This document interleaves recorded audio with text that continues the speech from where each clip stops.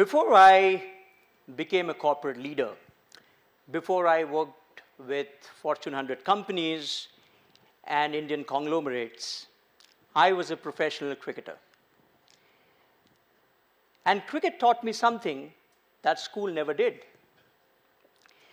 That you don't lose matches with your bat and ball. You lose matches in your mind. I've seen multiple talented and exceptionally good cricketers, sportsperson, not making it to the top, not because they were not good, they were highly skilled. When it really mattered, they missed out only because they lost in clarity.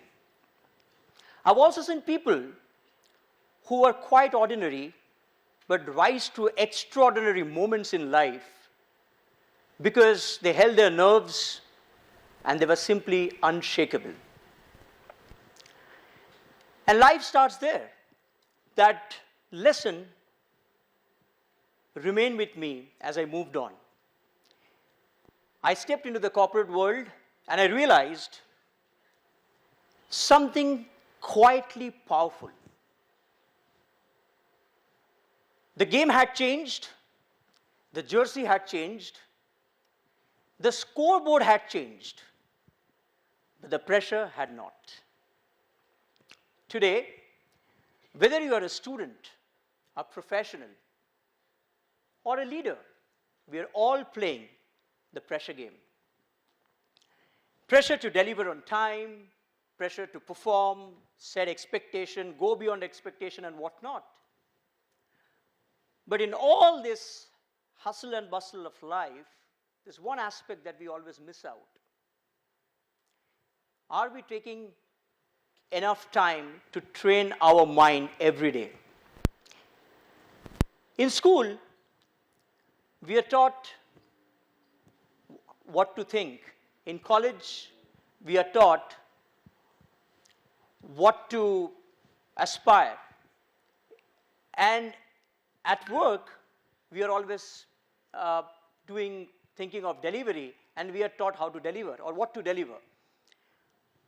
But nowhere do we get an idea and we learn that how do we train our mind so that we can help ourselves to go to the next level. We lead in an AI age today, and things have been not the same. It's an age of speed. It's an age of revolution. And you look at yourself, you are competing. You are trying to raise your bar.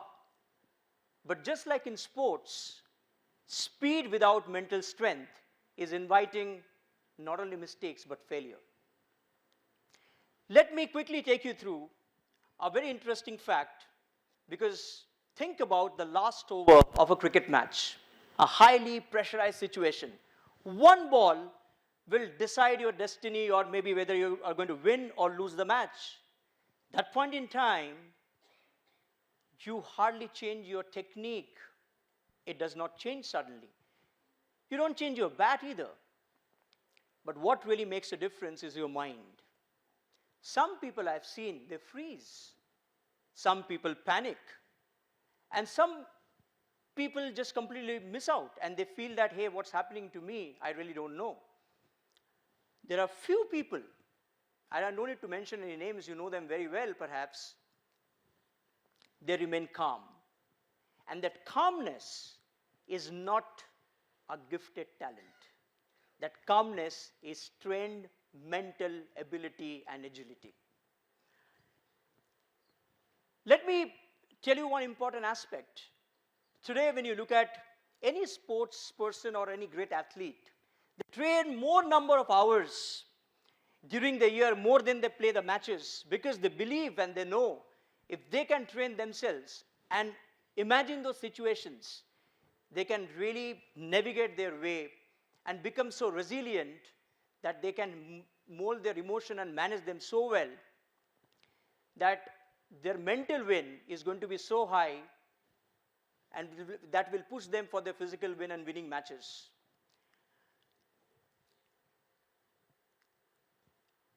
So life is more about, today if you are into any profession, is more about pressure.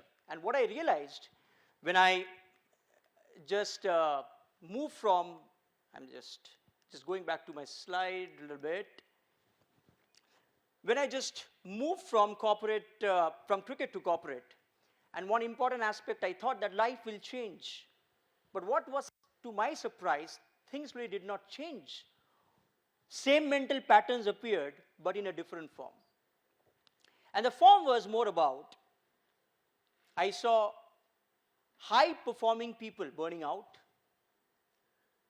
talented individuals started self-doubting themselves, leaders who were leading with confidence, they were also carrying silent pressure.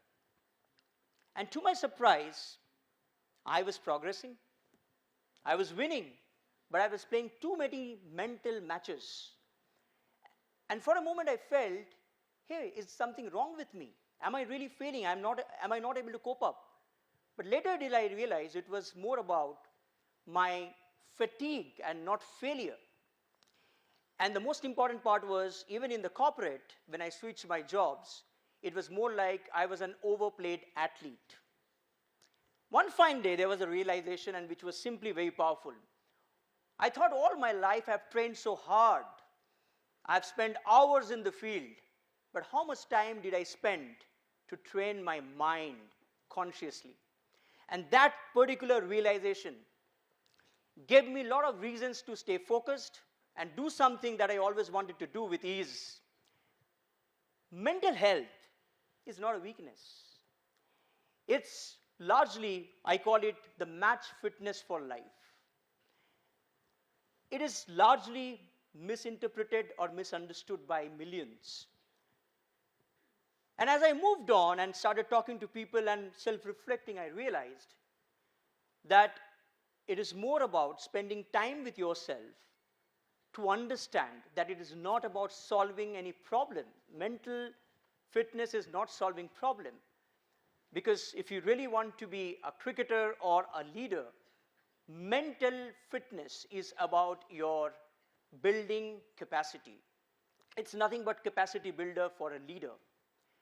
You build your capacity to handle challenges, you build your capacity to bounce back strongly, and you build your capacity to perform with sustainable sincerity. So mental fitness and that mental training was more to me about building capacity.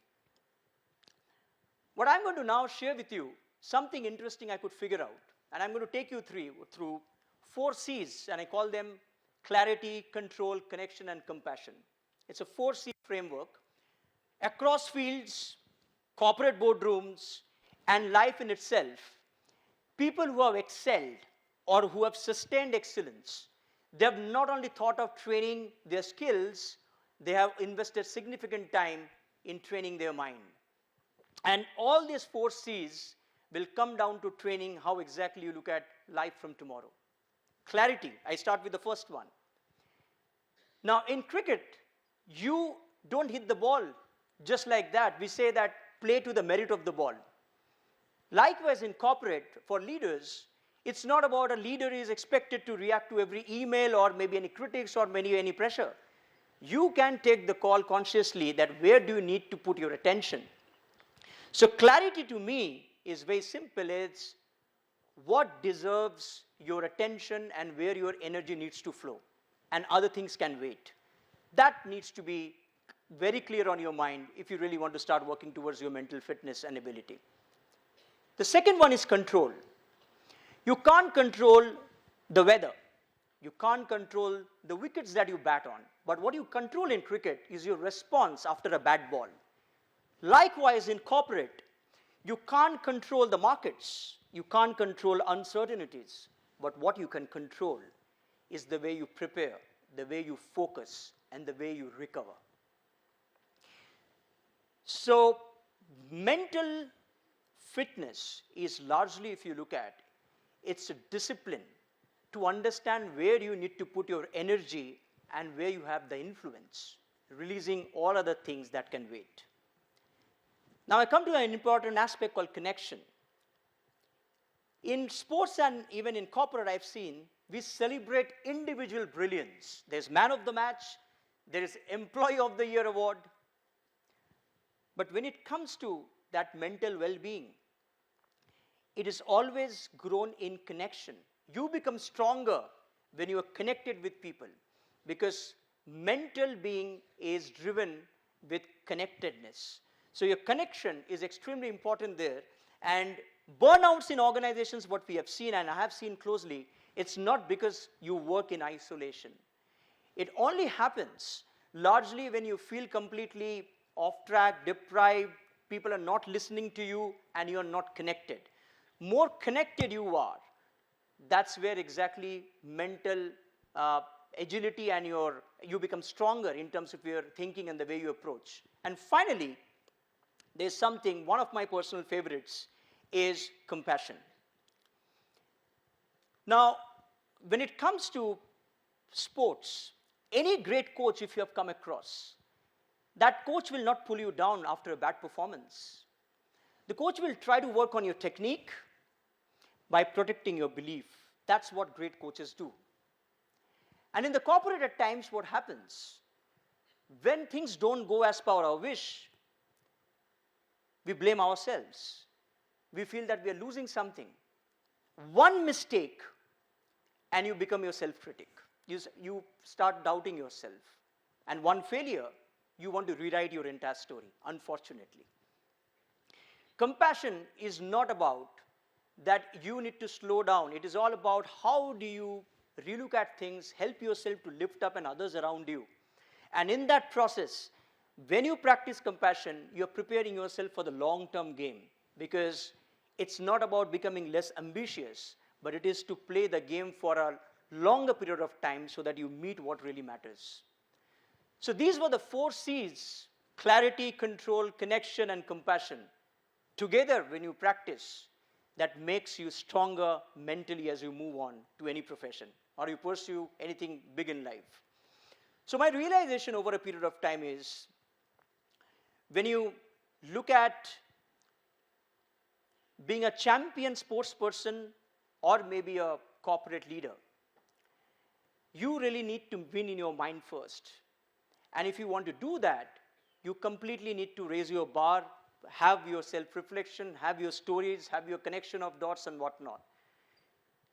And one important aspect that I've learned from Mother Nature, I'm also a travel enthusiast and a wildlife photographer. And what I've learned from Mother Nature is something very profound. If you really want to see the best of nature, you cannot rush, because nature cannot be rushed. You wait, you observe, and you wait for the right timing. Your mental health and well-being is around that particular thought. Slowing down does not mean that you're losing something in life. Slowing down is about you're becoming consistent. If you are thinking of trying to lift yourself up when the speed is so high, at times when you slow down just to observe, just to get seeped in what is happening around, by not forming perception, just like what nature does, you start to resurrect yourself like the phoenix. Let me leave you with this. Your mental well-being and health cannot be taught through textbooks. Whether you want to be a successful sports person or professional, the most important part is, this is, perhaps to me, is one of the most important lessons one can ever learn, that how do you build and develop your mental well-being. Because what really matters, whether you want to be a student, professional, or an athlete, you need to learn how to win in your mind first. And the day you learn how to win in your mind, you not only succeed, but you champion excellence. Thank you.